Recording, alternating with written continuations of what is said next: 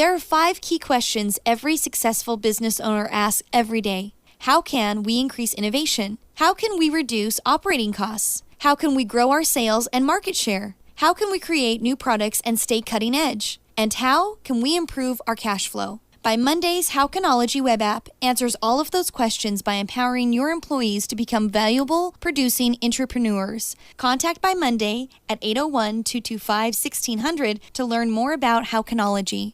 As a small business owner, I have struggled with controlling my workers' compensation costs. Some of my injured workers have really taken advantage of the system, costing me an arm and a leg, no pun intended. I finally found someone who can help, Summit Risk Management and Insurance. They have saved my company thousands of dollars on my insurance costs and have improved my safety program. I recommend them to any business owner.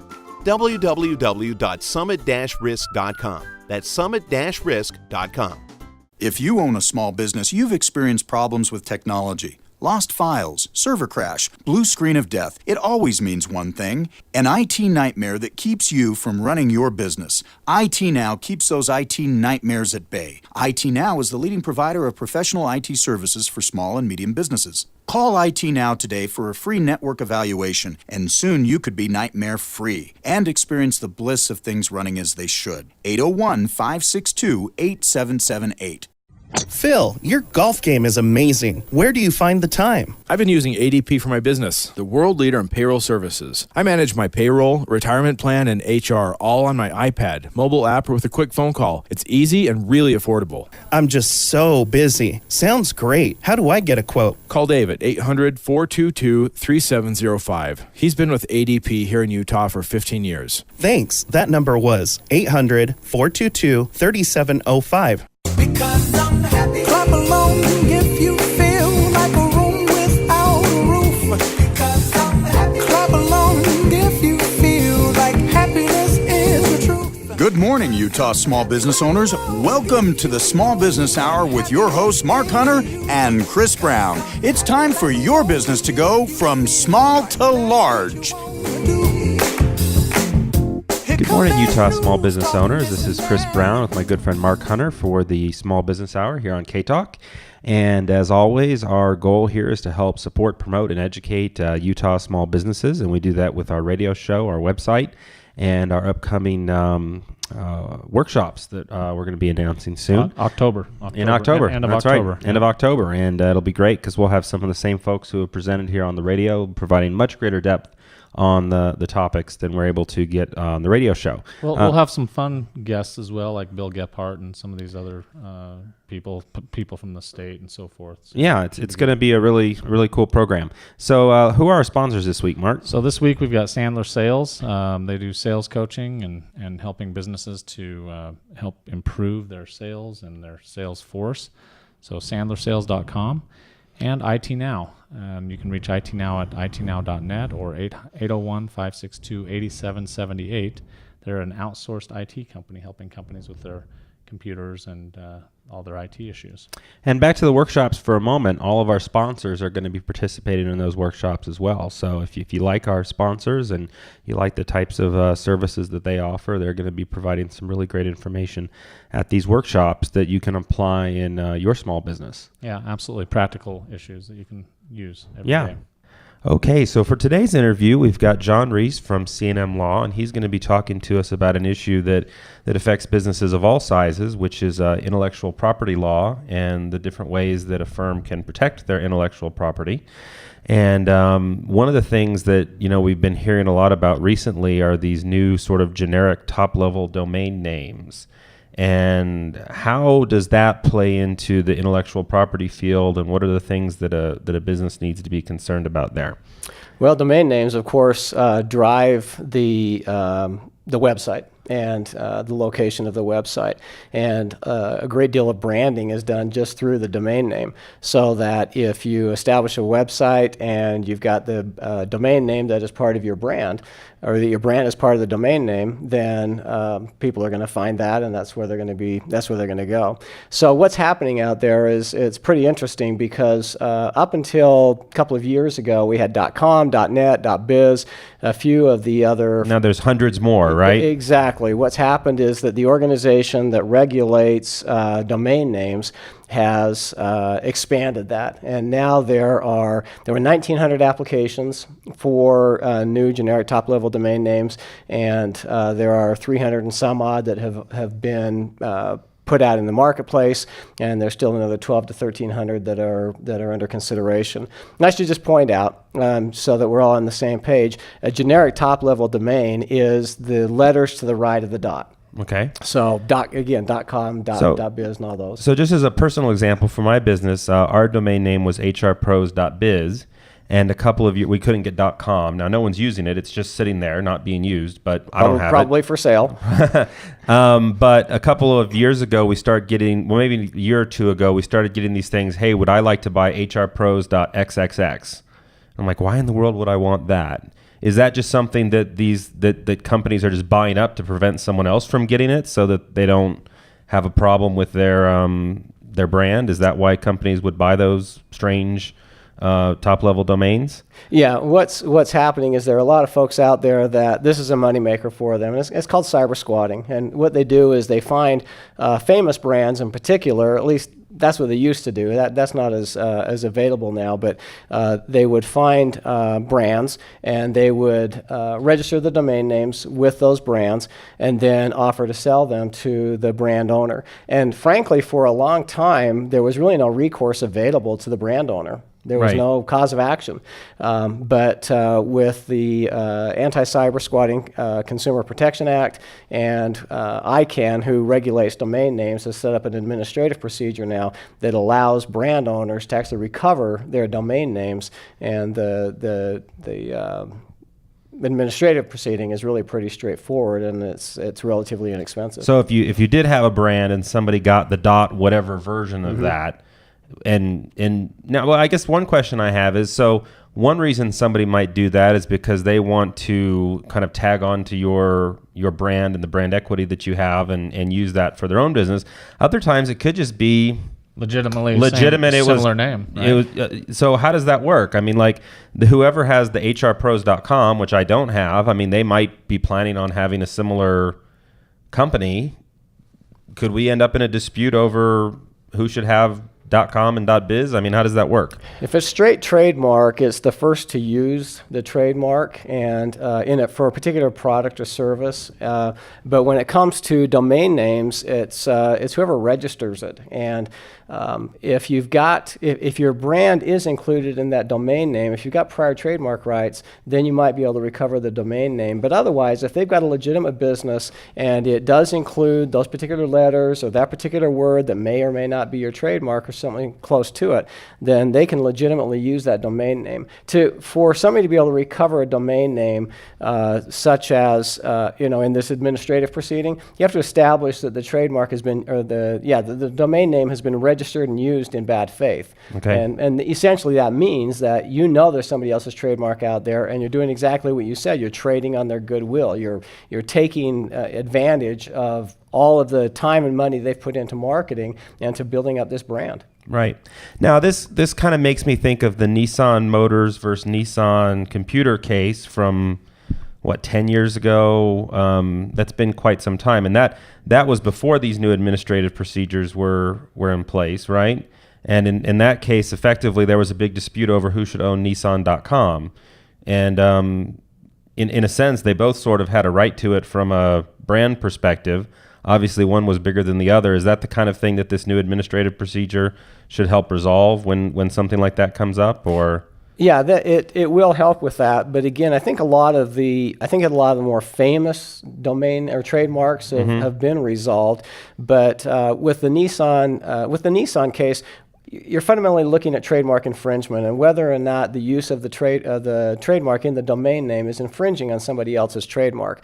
And so when you start looking at trademark infringement, then you get into the whole issue of likelihood of confusion. Right. And if I'm using, there was Lexus Cars versus Lexus Nexus, the online the legal research, service, right? Legal service, exactly the same thing. And the question is, are consumers likely to be confused if you walk into Lexus Lexus dealership, are they going to be confused that this Lexus automobile is somehow associated with LexisNexis, who is Totally different service. Exactly. And so that really becomes a fundamental issue. Right.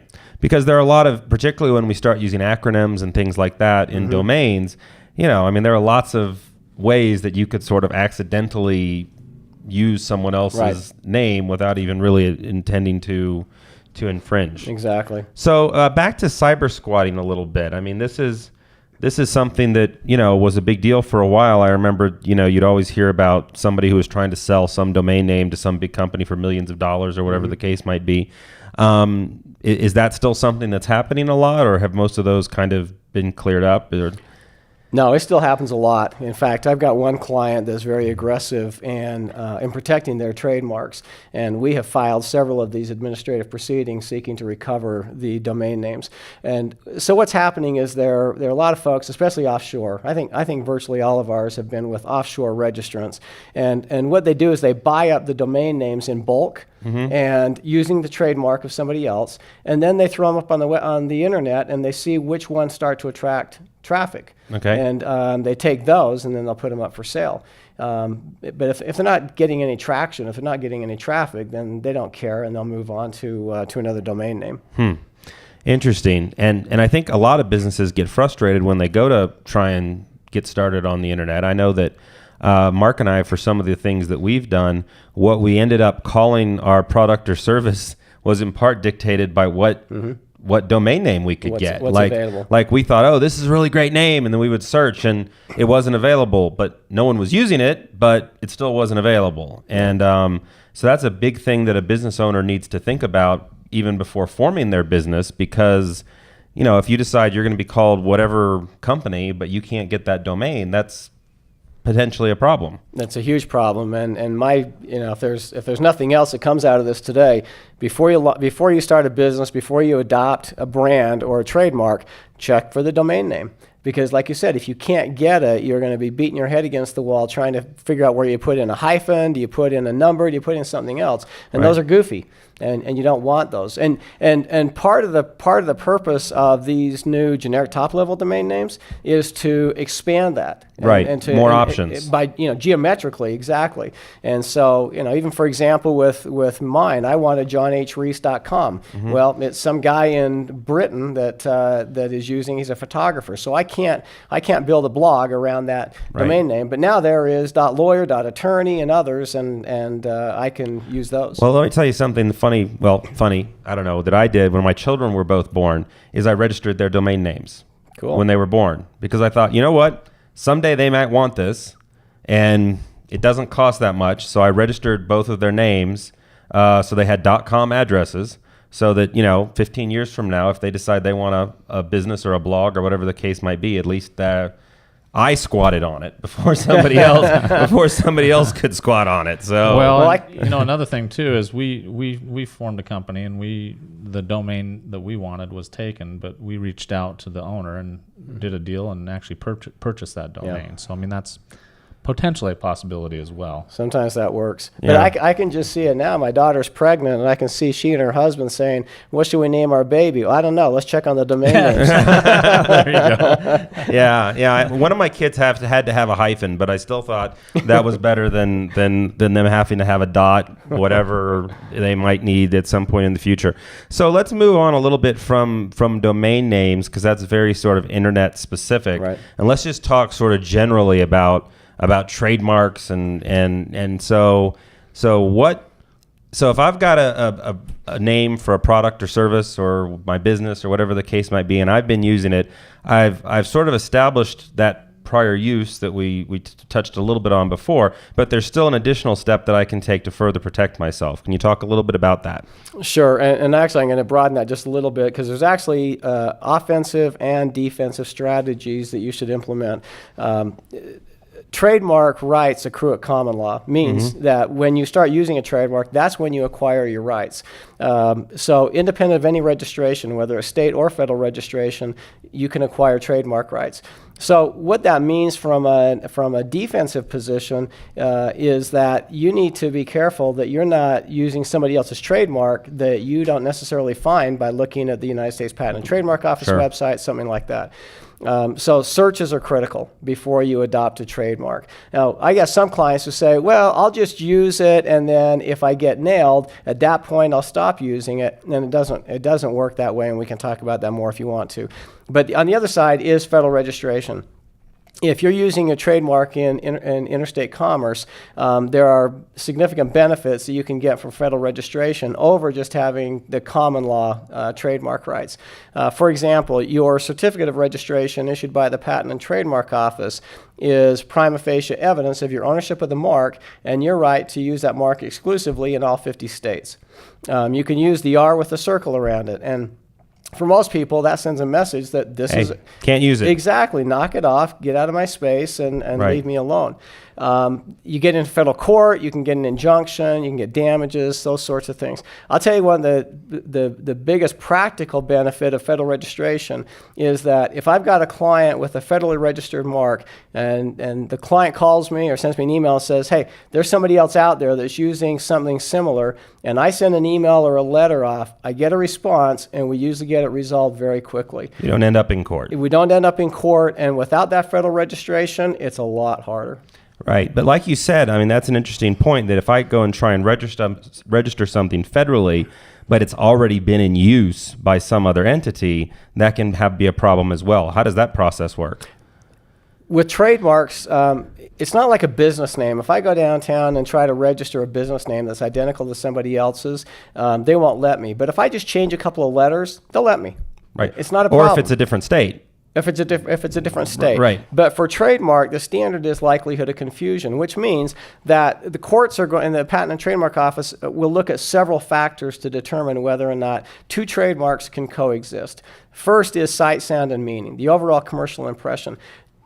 Do they look the same? Do they sound the same? You know, what do they look like when a consumer sees it?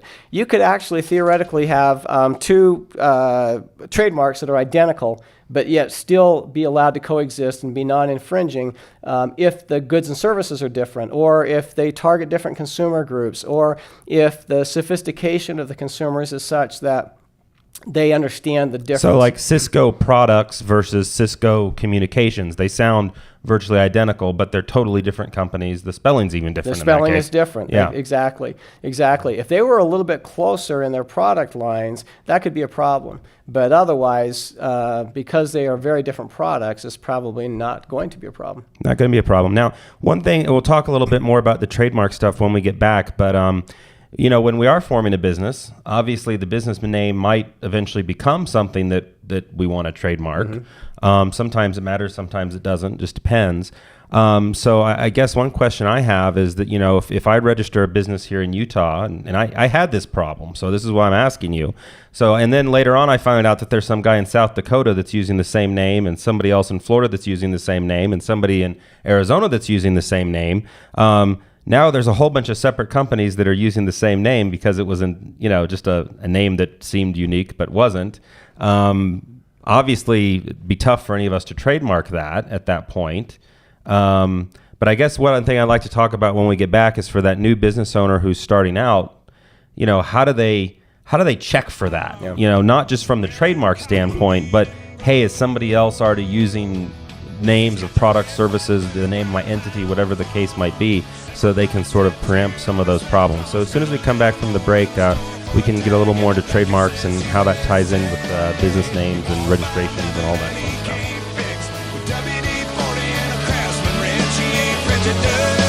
He's just made in America. As a small business owner, you have questions. Will my cash flow cover expenses? How do I get understandable, actionable reports about my business?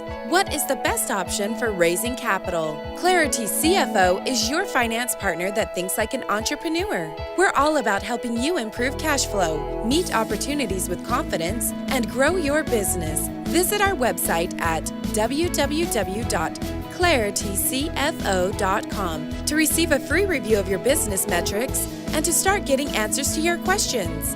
Cash flow, confidence, growth. Visit claritycfo.com today. Small business owners and CEOs, where do you turn for objective counsel on your most critical business decisions? How do you assure your personal growth as a CEO? How do you get an unbiased review of your plans and strategic direction? What provisions are you making for perpetuation of your business beyond yourself? For over 20 years, CEO Builder has been the answer to these questions for many Utah CEOs. Join us for a complimentary forum or coaching session through our website at www.ceobuilder.com. As a small business owner, you are not just building a business, you're building a legacy. Let the attorneys at Callister, Nebaker, and McCullough counsel and assist you as you navigate the legal complexities of organizing, financing, and operating a successful business. At Callister, Nebaker, and McCullough, we build, cultivate, and defend legacies. Your business, your family, your future. To learn more about how we can help, call 801-530-7300 or visit us online at cnmlaw.com. That's cnmlaw.com. It's tough for small businesses to keep up with all the new regulations, the new healthcare law, employee handbooks, human resources, OSHA safety, employment discrimination and harassment, business insurance, workers' compensation. It is all so complicated. Most business owners are doing their best just to make a small profit. If there were only a simplified way to manage all of this, now there is. Summit Risk Management in Insurance can show you how. www.summit-risk.com. That's summit-risk.com.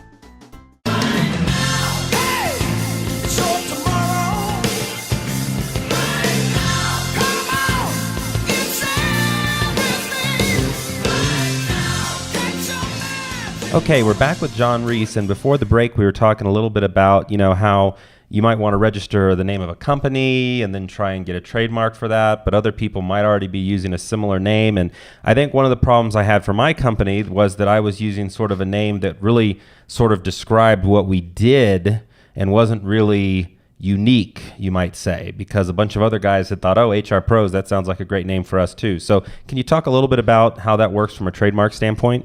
You bet. There's actually a spectrum of trademarks. On the one end is just generic terms, desk, table, clock, any number of things.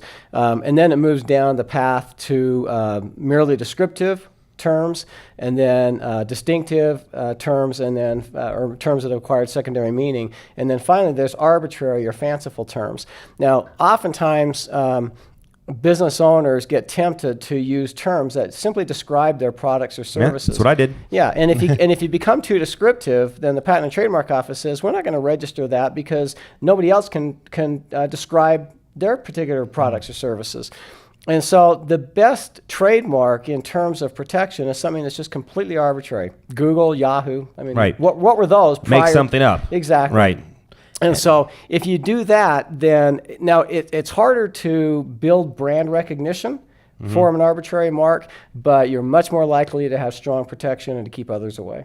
Yeah, and that's what we actually did is we came up with the term Exelon HR, which was sort of a made-up word with the spelling and everything that kind of helped us fix that problem. But it was still frustrating when I found out that there were all these other people out there with the same name. Well, and just to comment on that too, is there is a fine distinction between a trade name and a trademark. A trade name is just the name of a business. Right. I can go start a business, and if I don't brand any of my products or services with that same business name, then it's not technically a trademark, and it really doesn't matter if I go into another state. And for trademark purposes, if somebody else has started using that particular name for their business.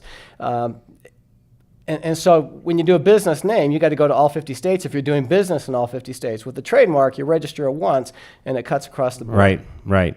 Is it important to have a business name that's distinct in all states? I mean, how big of a deal is that if you choose a business name and find out that some guy in South Dakota has the same business name as you? Well, frankly, most businesses aren't in all 50 states, Right. Especially if you're a small business. You might ship product to other states, but chances of qualifying or of being required to qualify to do business in those states and have a business name, not really very high. And so if you're a small business, get your name here. The business name really doesn't matter unless Right. you want to tie it to your trademark. Right. Otherwise, you can call it whatever you want. You can call call it ABC Inc. if it's available. What really matters is what your product or service is that you're selling. Exactly. Right. That's where your goodwill is. So, moving on from trademarks for a moment, let's talk a little bit about copyrights, because that's another important form of intellectual property. And anybody who wants can just write copyright on the bottom of something. Does that truly protect them? What is a copyright, and how do we take advantage of that protection? Well, and by the way, that is true, that once you've created something, you can use the copyright symbol. Unlike trademark, you can't use the registered trademark symbol unless it's federally registered. But copyright rights arise as soon as you have created any kind of an original work of authorship. And that's what copyright law protects is original works. And so anytime you go into a website, the world is so different today, because in days gone by, if you wanted to do marketing, it was hard to create something. It was hard to create it. You had to go through 3 or 4 or 5 different levels of review and copy review and content review and all of those things. Now, in a matter of a few minutes, you can sit down to the website, you can create it, and you can post it, and you're live, and the whole world can see it.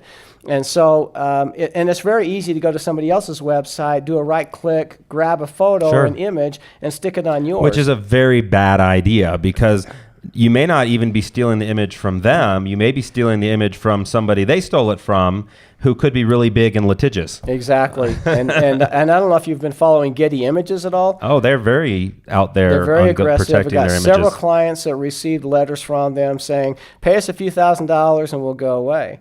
And, that you run the risk that they'll come after you. Pay the couple $100, sign up for a stock photo image place, use their stuff, and then you probably won't get sued by Getty. Right. And even with those, though, there's terms of use. Yes. Sure, it's not unlimited. You have to understand how many times it can be clicked on and what so media forth. can it be used on, just the web and print?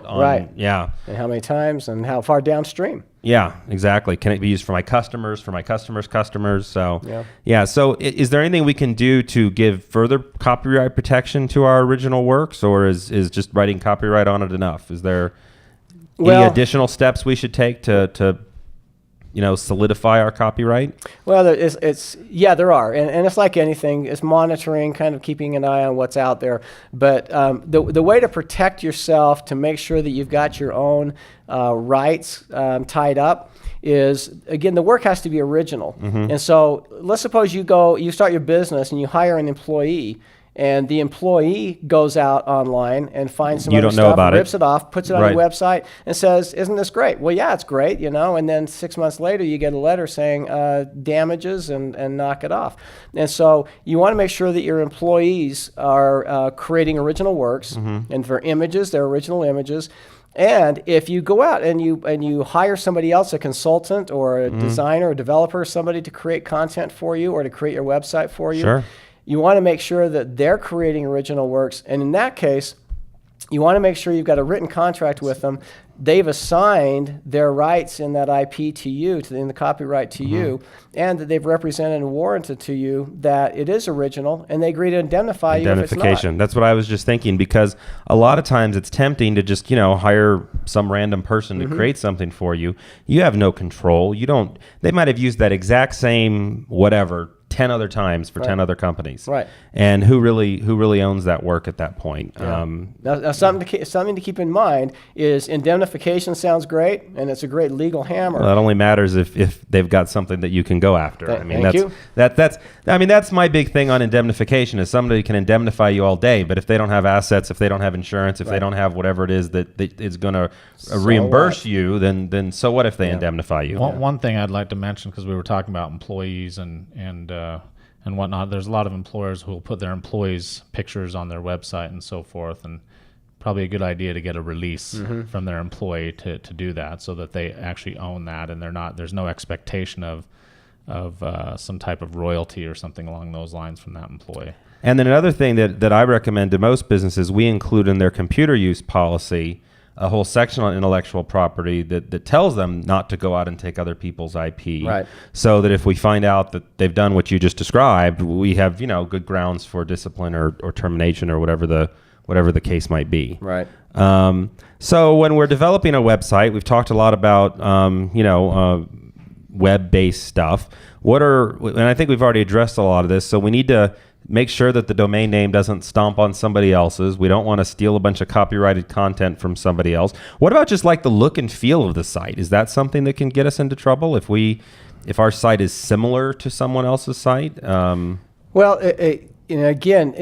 Copyright is such that if you've got somebody sitting at their desk in New York City and somebody else is sitting at their desk in Los Angeles, and they both come up with the same idea at the same time, or independently anyway, they are both copyright protected. Copyright is about copying. It's about taking somebody else's work. And if you create something independently, then no, it's not a problem. Now, is there going to be some suspicion? And is somebody going to be able to argue, gee, put mine against yours, look how similar they are?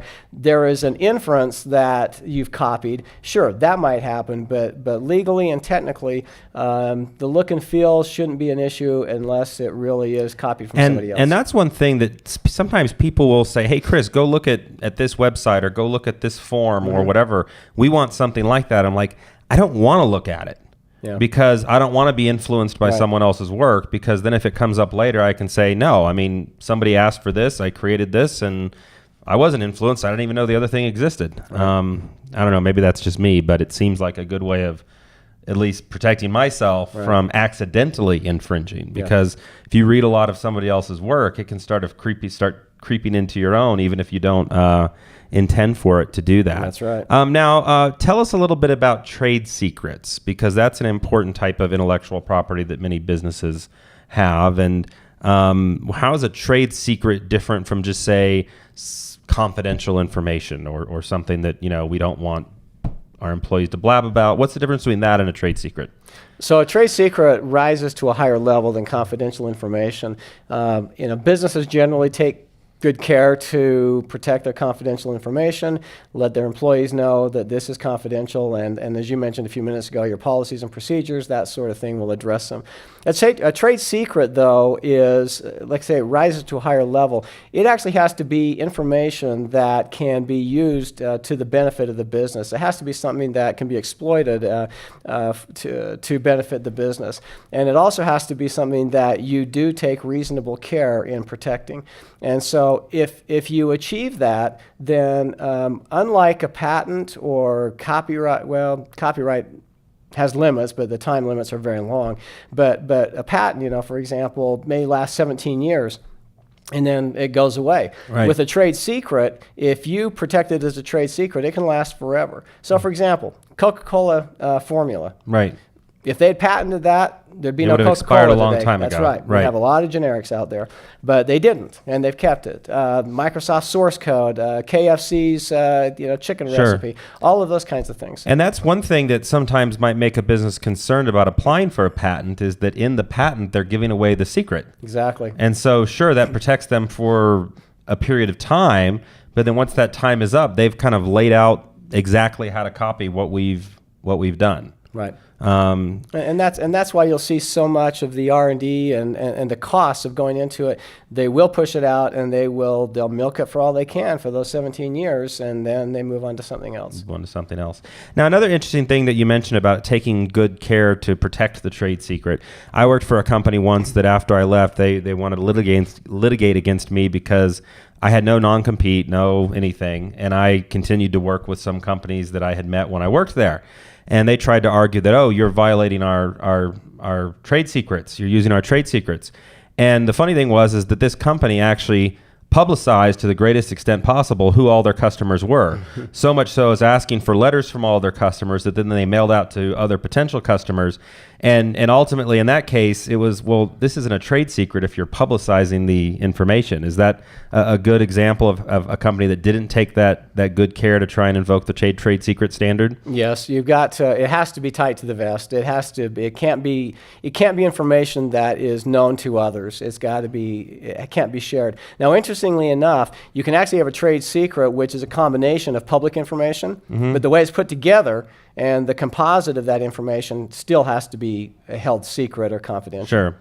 Sure. So just we're getting low on time. Before we run out of time, would you mind just giving your contact information so any listeners who want to can get a hold of you? You bet. My direct phone number is 801-530-7388. I was giving my cell number. I'm glad I didn't mess that up. And my email address is jhrees, which is REES, at cnmlaw.com. Okay, so just about a minute and a half left. Let's talk about patent trolls for a second, because it's a big thing now. It is. And you've got these really vague patents that people are trying to enforce against companies that... So what is a patent troll, real quickly, and tell us a little bit about the problem in our short amount of time that we have left. Sure. A patent troll, or what's otherwise known as a non-practicing entity, is a company that owns a patent, but they're not the inventor. They're not the company that put it together in the first place. They basically own it so that they can enforce the rights. And so they probably fall into two categories there. One is just like, some of the Fortune 100 companies, they will go out and buy out patents to protect around their own intellectual property portfolio so that nobody gets close at all. And they will protect by pursuing infringement claims. But then there's all these companies in Texas that well, they file in Texas, in the Eastern Districts of Texas, because that's where they're favorable courts. But the other companies are those that just buy them up simply for money making. Right. There are venture capital groups that will fund patent trolls. Just on the whim that not on the just whim, but buy just up on the hundreds or assumption. thousands of patents and see if someday there's somebody who they can sue. Right, and I think they probably go out and find where there is a good target before they even do that. And so, folks across the country are getting pretty upset with it. States are trying to legislate. It's being somewhat helpful, but they got a long ways to go. It's a tough situation. Well, thanks so much for being on, and maybe we can come back someday and talk more about patents, because that's an area where I have a lot of interest.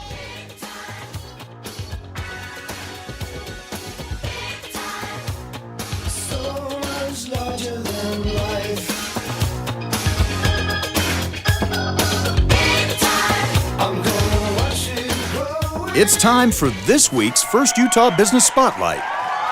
All right, well, we're here with Jamie Coates for our Small Business Spotlight. So thanks for being on the show, Jamie. Thanks so much for having me. You bet. So you're with Even Steven Sandwiches. That's right. And so tell us about Even Steven. What do you guys do?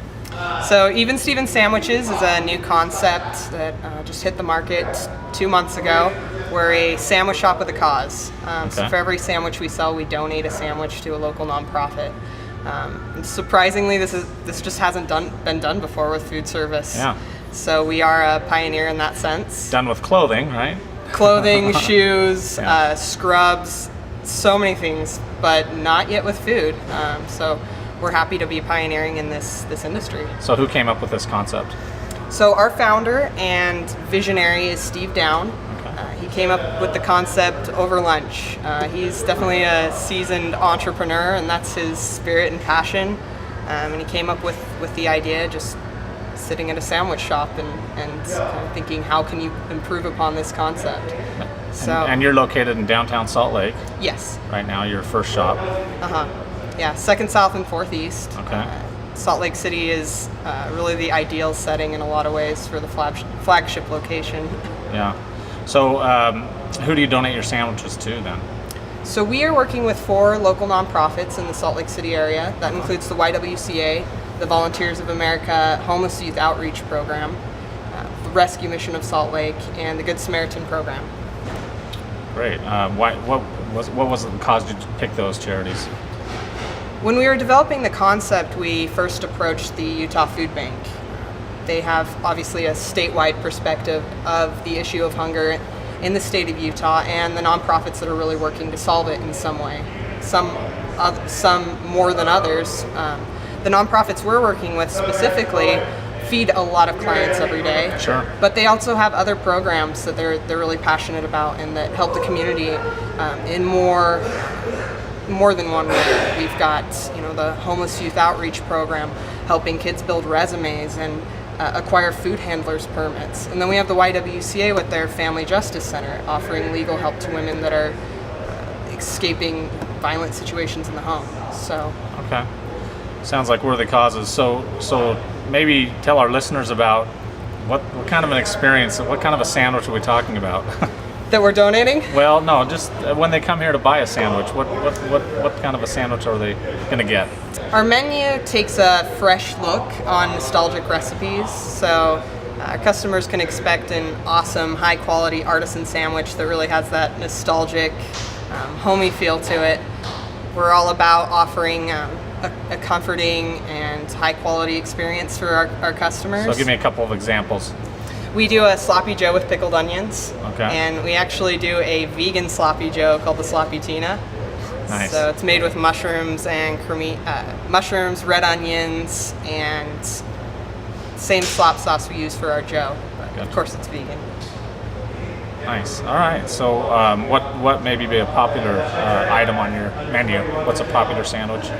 Our celebrity sandwich right now is our jalapeno popper grilled cheese. So it's garlic roasted jalapenos, white cheddar cheese, a poppin' cream cheese spread that we make in-house.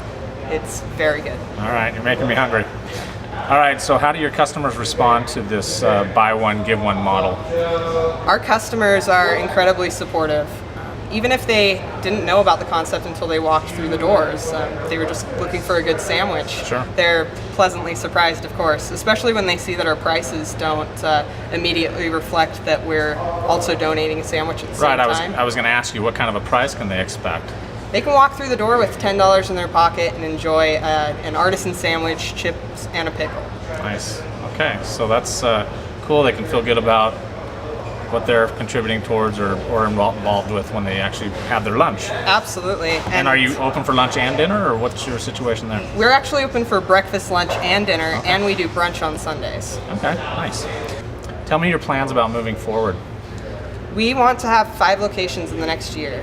So we have a very ambitious growth plan, considering that every location could be donating over 50,000 sandwiches to their respective community. The opportunities are really exciting there. That is great. Now, is that all in Utah, or is that going to be in other areas? Or we are looking for locations around Salt Lake City. We'd like to keep our first few stores within a proximity from each other, but there's really no reason this model couldn't work in Seattle, Portland, Baltimore, any of these cities that have a really growing urban population. Yeah, absolutely. So tell us, do you have any wisdom to share with other local small business owners? I would say thoughts, as far as running a business. Definitely, especially considering the changing marketplace and how important it is for customers to feel like companies share their values and their sense of purpose. I think that it would be smart for all businesses, small or large, to start adopting policies that really seek to make an impact for communities, society, the environment. I can't stress enough how important that is for our generation. So moving forward, make sure that you're really imbuing whatever you do with a sense of value and purpose for those around you. That's great, because our organization, Small to Large, is all about helping local small businesses and helping the community. So it sounds like it fits right in. Well, Jamie Coates, thank you so much for being with us on the show today. Hey, thank you so much. Are you frustrated about your sales performance? Do you have the right people on your team? Are you stuck in a routine in terms of business development? Sandler Training is a global leader in sales and business development training and has been creating solutions and accelerating the success of high achievers for over 30 years. If it's time to take your business to the next level, contact Sandler Training at 801-639-0488.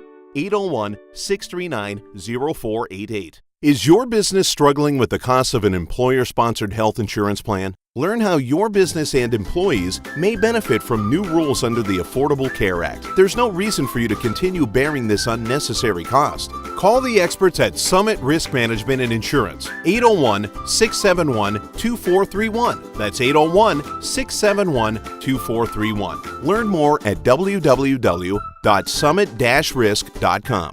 That's summit-risk.com. If your business doesn't have social and mobile marketing strategies in today's digital marketing place, then you're quickly getting left behind. Don't get left behind, get Social 5. Social 5's team of professional writers, graphic artists, and tech experts helps businesses with mobile, Facebook, Twitter, LinkedIn, email, SEO, campaigns, contests, plus more. For a free consultation, go to social5.com. Don't be invisible in today's digital marketplace. Get Social 5. Why is understanding your wealth and managing it important to you? Because you have worked hard to get where you are and you have goals for your future and maintaining your standard of living. At Foresight Wealth Management, we care about providing our clients with impartial advice and solutions that work with their goals in mind. Securities offered through Securities Service Network Incorporated, investment advisory services offered through Foresight Wealth Management. For more information, call 801-462-2200 or visit at www.foresightmanagement.com. I know that we'll never break. It's our love. Foresight, made in the USA. Made in the USA. Welcome back. Here's our second Utah Business Spotlight for the week. All right, this is Chris Brown, and this small business interview is on Zenny Kinetic. And this is Nico McIntyre. You founded Zenny Kinetic, correct? Mm-hmm. Yes. And if you wouldn't mind, Nico, just give us a little bit of information about what your company does, and then I'd like to talk more specifically about the types of products you make, because I think there's something that many listeners may not be familiar with. Well, we started this to bring quality 3D printer filament into the market for people that were building their own 3D printers. But over the last couple of years, we've seen a huge hole in the market that our type of equipment fills perfectly. So we're taking our printers into the marketplace right now as well. So you originally started with filament, which is sort of the raw material that goes into the printer. And it's interesting you mentioned that a lot of people were building their own, because that is something that's sort of unique about the 3D printing movement, is that you had a lot of sort of people building their own printers at home. But obviously now you're also going to provide printers for people who don't want to build their own. So tell us a little bit about what a 3D printer is and how it works, and just a general overview. It's really very simple. If you look at it like a hot glue gun. Okay. Essentially, it's the same concept as a hot glue gun, but with a nozzle size as big as a hypodermic needle. Okay. Really, really small hole. And it's fed from a roll instead of a stick, so it can go forever. And then attach that to an incredibly precise computerized positioning machine. And it just draws out one layer of your object, and each layer at a time, and eventually builds. So we see these being used by home hobbyists, education, small business, large business. There's almost endless applications. If someone's looking at 3D printing, what are some of the key things that maybe they need to know about before they go out and purchase a machine, whether it's from you or from someone else? The most important thing to pay attention to is your resolution. Right, so just like with a regular printer, you have resolution. Yes, resolution is a really big deal. The kind of printer that we sell isn't necessarily best for making jewelry. There are printers that take the full resolution of a 1080p video projector, put that much resolution in a few square inches, and let you do very high resolution but very small jewelry pieces. Okay. And they're functional for a lot of other things too, but they're very limited on the size. Okay. Our stuff is geared more towards, it's still pretty high resolution, but larger pieces. So if I was wanting to make like a mask or something, the more sort of large scale that, I remember earlier we were talking a bit about people who are using 3D printers to make their own, masks and shields and body armor and all sorts of things for their costumes. And so things that are like that size is where your printers fit in really well? Yeah, we want people to have an interface to the world, to make things that are usable and functional in the real world. We've given a pretty good size build volume, much bigger than most. How is that expressed? What's sort of the dimensions that we're talking about? There's an X, left to right, a Y, which is front to back, and a Z, which is bottom to top. So Okay. X, Y, and Z. All right. So what are the dimensions that your printers typically handle? 18 inches on the larger one. The other one is 12. 18 inches by 12 inches by 12 inches. Okay, so over a cubic foot in volume. Yes. You've essentially got to work with with your devices. So I mean, that's all sorts of things that you could make with something that size. Yeah, there's a lot of things you can make in that build volume. Our small printer will print a regulation basketball. Okay. That's a pretty good volume. Yeah. It's not going to hold air, but I'm saying that's the Yeah. print volume. Most of the little ones like that you're starting to see pop up on the retail store shelves won't even print a regulation bagel. Okay. So they have a lot of space to work with. What about colors? Can you print something in more than one color? Does it have to? So tell me a little bit about how that works. There's different ways you can accomplish multiple colors. Remember, you're still doing one layer at a time.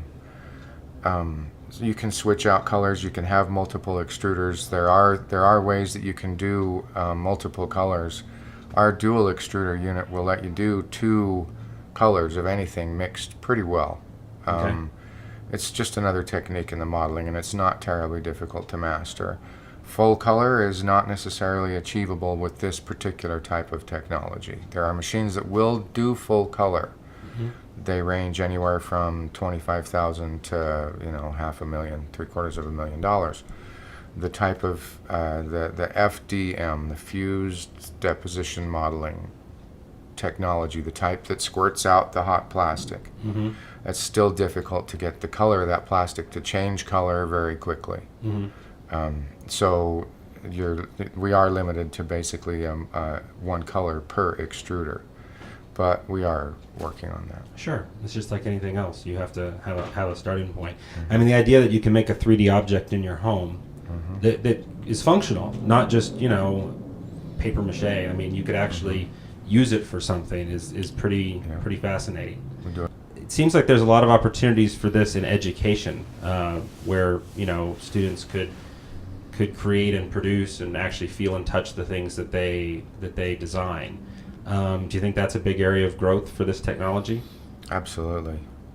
For people to have an idea, whether it's a student or an adult or anyone else, to have an idea, to be able to sit down at a computer for a little while, just the same way you would sit down and type up a document. Mm-hmm. To be able to sit down and create a 3D model in a computer and send it to a printer, and the time frame is completely different, but to have that that printer actually create that object in real space and real time, in a matter of minutes or hours. Mm-hmm. You can take something out of your head and actually make it real. That's amazing. And who knows the applications that we'll see in the future. There's things that nobody's probably even thought of yet that we'll see that'll just be common. Hopefully, yeah. Now, before we're done, you guys are going to be bringing your printers to market soon. They're in production now. We're building them now. There's a Kickstarter running right now. Okay. And so if people want to find out how they can purchase one of your printers or just learn more about your company, what would be the best way of doing that? Just go to the website. And the website is? ZeniKinetic.com. ZeniKinetic.com. Excellent. Well, thank you so much for joining us today, and it's just a fascinating business that you're in. Well, once again, I think we've had a great selection of topics on this week's show. I think that John's overview on intellectual property, particularly as it relates to the internet, was really valuable. I know that it's a problem, as I mentioned earlier, that I ran into with my small business, where I found out that the name I wanted to use was being used by several other companies and wasn't specific enough. And you really have to think that through when you're starting a new business, and whether or not something as simple as what you call that business is really going to work for you. Because in my case, I did run into some problems there. They are not insurmountable problems, but still problems. And then our business spotlights this week were once again just really interesting. I mean, we've got a sandwich shop that's really kind of going outside of the mold of a traditional, sort of fast food. I guess that's not the right term. Now they call it casual dining or something. But, that type of restaurant that you can, get food at quickly, but they're doing something a little different to stand out in the marketplace and make a big difference in the community. And that's really exciting to see businesses that take that, sort of social entrepreneurship seriously and see what they can go out and do to help others while growing their business. That's definitely something that we're big fans of. And then Those 3D printers, I mean, how cool is that? I mean, I think I first saw a 3D printer about, 20 years or so ago. And at the time they were, just gobs of money. And it was a national lab that I saw it at. And it was just, unbelievably expensive. And now, I mean, for, a relatively modest sum, you can, get one of these things and make stuff in your own house. And so that's really cool. And those guys have got something really neat going on and exciting, manufactured right here in Utah. And you can go and pick it up right from the assembly line. All right, see you next week. Thanks, and have a great day.